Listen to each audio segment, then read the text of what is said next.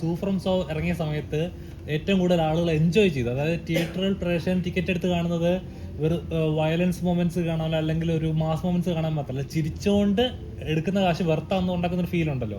സൂഫ്രം so ഇറങ്ങിയ സമയത്ത് അങ്ങനെ ഒരു ചർച്ച ഉണ്ടായിരുന്നു, ഇങ്ങനെയും സിനിമകൾ ഇറക്കാം, ഇങ്ങനെ സിനിമകൾ ചെയ്യാമെന്നുള്ളത്. മലയാളത്തിൽ ഇതുപോലത്തെ സിനിമകൾ മിസ് ചെയ്യുന്നുണ്ടെന്നുള്ളത്. അപ്പം ഇങ്ങനെയുള്ള ശരിക്കും അന്ന് താങ്കളോട് ഞാൻ ചോദിച്ചപ്പോൾ താങ്കൾ പറഞ്ഞിട്ടുണ്ടായിരുന്നു, ശരിക്കും ഇങ്ങനെയുള്ള സിനിമകൾ ഒരുപാട് കഥാപാത്രങ്ങൾ, ഒന്നോ രണ്ടോ കഥാപാത്രങ്ങളല്ലാതെ ഒരുപാട് കഥാപാത്രങ്ങളുള്ള സിനിമകൾ ചെയ്യാൻ താല്പര്യമുണ്ടെന്ന്. ശരിക്കും അങ്ങനത്തെ സിനിമകൾ ചെയ്യാൻ താല്പര്യമുണ്ടോ? അതായത് താങ്കൾ ഡയറക്റ്റ് ചെയ്യുന്ന ചിത്രം അങ്ങനത്തെ ഒരു ചിത്രമായിരിക്കുമോ? അങ്ങനത്തെ പടമൊന്നുമല്ല. എന്ന് വെച്ചാൽ we don't do cinema for the market needs. We do cinema which we haven't seen or which is new to the market. എപ്പോഴും ഇപ്പോൾ സൂഫ്രം സോ പ്രൊഡ്യൂസ് ചെയ്യുമ്പോൾ അത് ആ കാലഘട്ടത്തിൽ like we were grown up seeing great comedies where every character is very important, those kind of films. I think JP is a big fan of those kind of cinemas.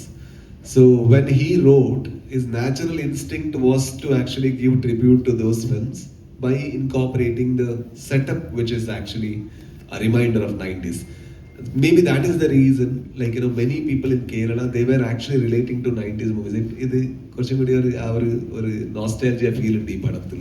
അവർ വില്ലേജും അതിൻ്റെ കുറേ ആൾക്കാരും അതിൻ്റെ ക്യാരക്ടേഴ്സും അങ്ങനത്തെ കുറേ പരിപാടി ഉണ്ടായിരുന്നു. പക്ഷെ I don't think like once we see market and we decide something, it's something comes inside us and that will guide us to write and that will guide us to do cinemas. I don't know what I'm writing a thriller next because I haven't done in my life. So I have done a comedy, my Ondu Muntai Kathe, gangster drama and Garuda Gamana Rishabhavana, which is, and almost I don't know what genre it is. Like I kind of consider it as a love story, Swati Muthiramalani, and because my love story would be that flawed, yeah. So now I need to write a thriller because I haven't tried it. So എനിക്കറിയില്ല അതെങ്ങനെ ചെയ്യുമെന്ന് എനിക്കറിയില്ല. So ഇപ്പോൾ അതിൻ്റെ കുറച്ചും കൂടി പഠിച്ചിട്ട് explore ചെയ്തിട്ട് ചെയ്യണം. So that is what I'm excited about.